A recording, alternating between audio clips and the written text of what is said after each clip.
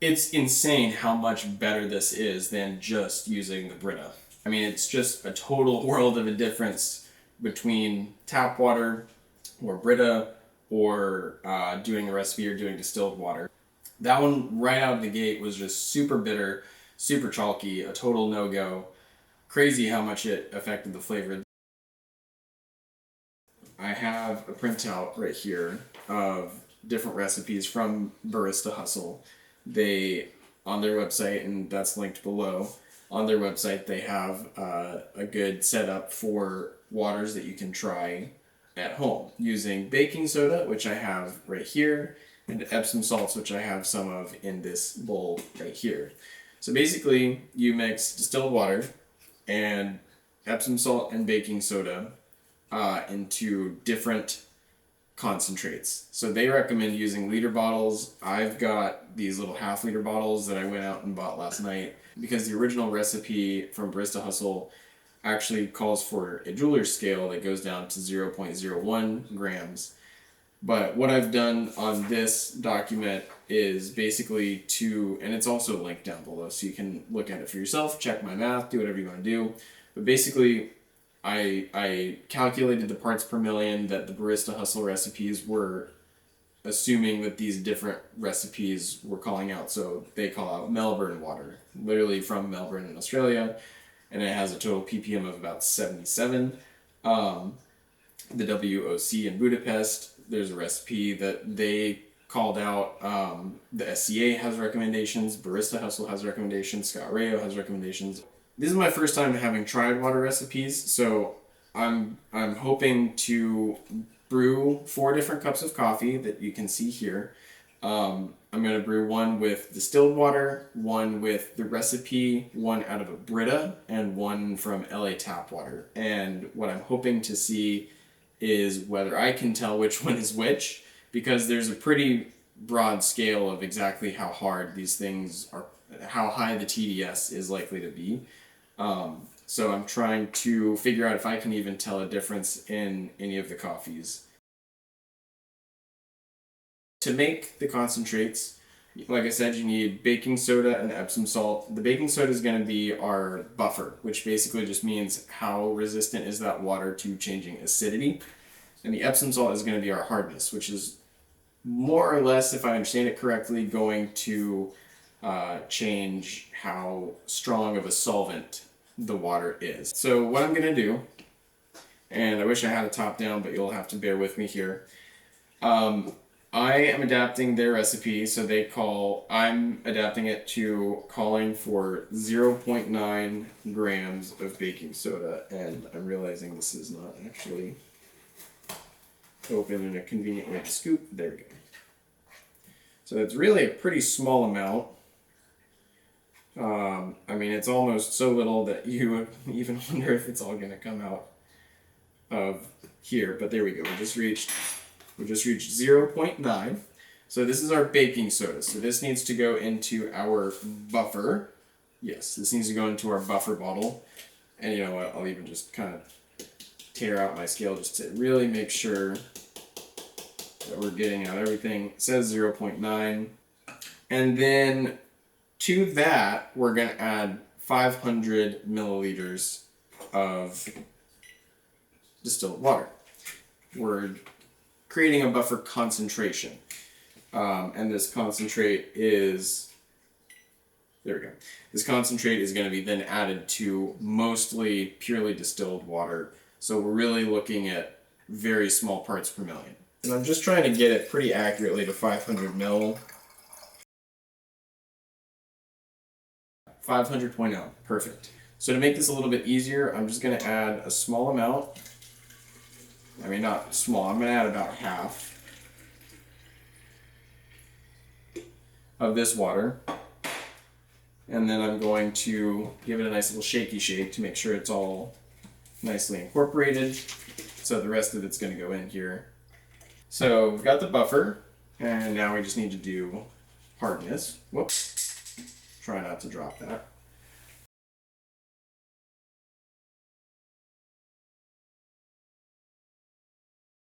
the last step of this process actually is, now that we have our buffer and our hardness, now we need to actually make the water itself. So I'm going to be aiming for the SCA recipe, which will pop up on screen somewhere.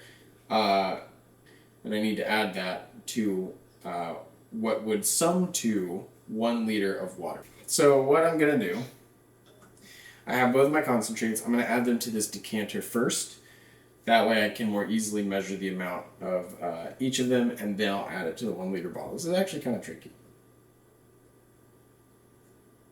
37.4. The air has settled, and it looks like we're all good. So 70.0.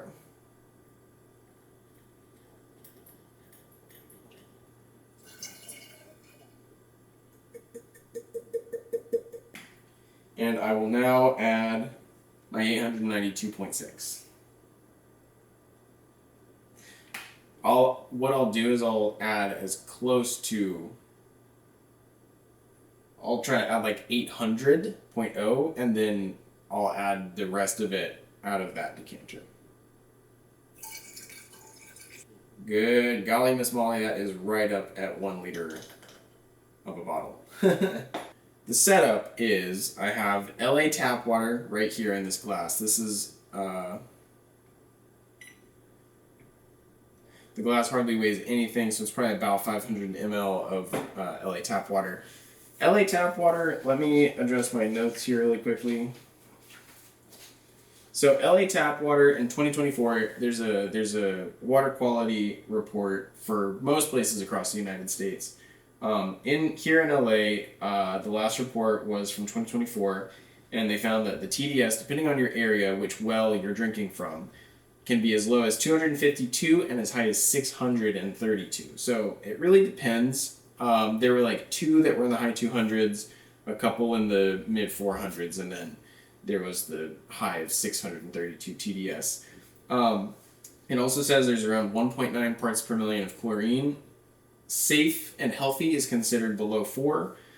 So it's right in the middle of the range, which to me means it's probably pretty heavily affecting it. If you think about the fact that there's 0 chlorine in distilled water and in this water, if you drink tap water at only 4 parts per million, you're going to taste it. So you can kind of see how 1.9 might be affecting the flavor a lot. To be determined. But, so we have LA tap water, we have a Brita filter here, we have our recipe water, and we have purely distilled water right here. So this is sort of the setup. I'm going to brew with each one of these, and I'm going to start with the distilled water, and then I'm going to graduate to this, and then to the Brita, and then to the tap water. And the idea is, if I started with tap water, then the kettle might need a little bit more cleansing to actually have lower TDS just built up on the inside of the scale. So I'm starting with distilled water. I'm going to rinse out the kettle with distilled water before I do any of this, and then we're going to brew 4 different coffees. And the way that I'm going to try to keep this as consistent as humanly possible, I'm at home. I don't have a lot of equipment. I only have 1 scale here. I only have 1 kettle. I can't really be doing multiple pours all at once, especially since the water has to be different. So I'm going to be doing it with 1 kettle, but I think that you can do the same thing that I'm doing at home. I've got 2 of the fellow mugs. So these are ideally going to be as consistent as humanly possible from one mug to the other in terms of how long it's going to keep the water hot, the coffee hot. So I'm going to brew the distilled brew into here, because that's my first one, into this green, and it's actually labeled distilled. Then I'm going to brew my recipe, and I followed the SCA recipe, so I'm going to brew the SCA water into this one. I'm going to use the Brita. I'm going to brew the Brita into this right here, and then I'm going to use the tap water right here, and that's just going to be the last pour. So A, B, C, and then D is just going to go into the last mug. So the way that I have these mugs set up, I have a label down here on the bottom. I don't really know if you can quite exactly see it, but they're labeled A through D, and then I have it corresponding here. Distilled is A, recipe is B, Brita is C, and the final will be the LA tap water. I'm going to get the brewing setup going, and I'll see you all in a little bit.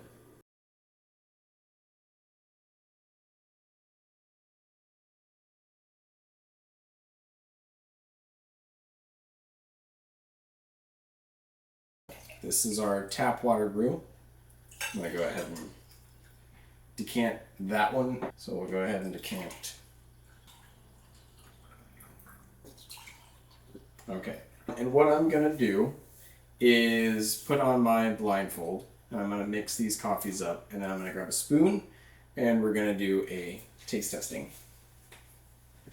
So just so that you all really know that I really cannot see anything at all. And actually, I'm going to bring these closer to myself before I try to do that.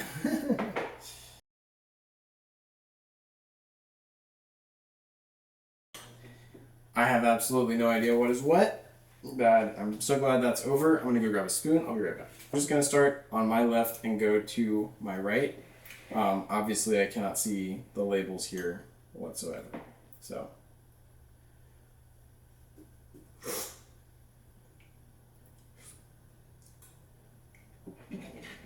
That is insanely bitter.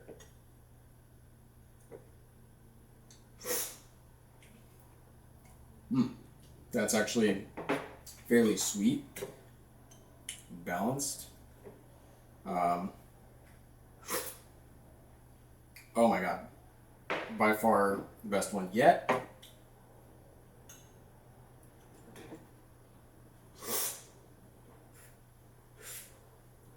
Okay, I'm going to do that again because I feel like I got a little bit screwed up there. Okay. This one's pretty tea-like. And it's pretty good. So I would say it's kind of a toss-up between these two for me. Really hoping those are the two that are sort of the standouts. Yeah, that one's... Well, what? That one's got a little bit of a nicer extraction. This one's a little bit, it's just flat. There's just not really much of anything going on. And then this one was just super bitter and funky. So most bitter, probably the tap water, probably the Brita, probably the distilled, and probably the recipe. So let's see if I'm even remotely right about the tap. Okay, this is D. D was the tap water, so that one right out of the gate was just super bitter, super chalky, a total no-go. Crazy how much it affected the flavor. This one I'm hoping is the Brita. It's C, which was the Brita. Okay, great. So I can taste things correctly. Yeah, it was kind of weak. It was kind of one note. It's indicative of all the coffees that I've been having recently that I've just been really unhappy with, which was the whole reason I even wanted to do this. Very flat, very one note. The acidity is kind of off. Maybe it's just these filters not doing a good job of removing chlorine. I don't know. But it is a fresh filter, so it should be performing at its best, and it's just kind of obvious. You know what, I'm just gonna go for it. So this is the recipe. Wow. So the recipe, and this is the purely distilled water right here. They're very similar to one another, now that I know it. Man, and as it cools, it's getting even tastier. Now that I know it, I kind of see what I'm looking for. I mean, yeah, we're getting more notes out of this. We're getting sort of a Concord grape. We're getting a bit of stone fruit. It's just very pleasing on the finish. It's very sweet. It's insane how much better this is than just using the Brita. I mean, just truly so much more clarity. You can actually get notes. There's actual sweetness. I mean, it's just a total world of a difference between tap water or Brita or doing the recipe or doing distilled water. The takeaway, in my opinion, is that you should at the very least be getting a Brita. I mean, the tap water, especially here where it's likely very hard, just absolutely obliterates everything that's good about the coffee. There's just nothing good about that cup, even though I was using the exact same variables, the exact same pour technique. So really, I cannot stress this enough. Just try a couple of different water recipes at home. Go check out those recipes that I've adapted from Barista Hustle. Go check out the original Barista Hustle link. Learn about all of this stuff. I'll also leave a couple links to some other channels that have some really educational videos about water recipes for coffee, because this is just incredible how much of a difference it makes. So I think that's going to wrap it up for today. And if you are into this kind of stuff and you want to follow along in my journey as I try to upgrade my equipment a little bit, or as I try different coffees and try water recipes and just testing all the variables of coffee and homebrewing, then follow along. And if you're interested in the app that I was using, that was my app that I'm making. It's called Form. If you want to be a beta tester, I'm going to launch in a couple weeks. Head over to Instagram, go follow formcoffee.app, and send me a DM, and I'll get in touch with you. All right, thank you so much for watching. If you enjoyed or learned something or want more content like this, then like and please subscribe. Thank you so much. I'll see you on the next one.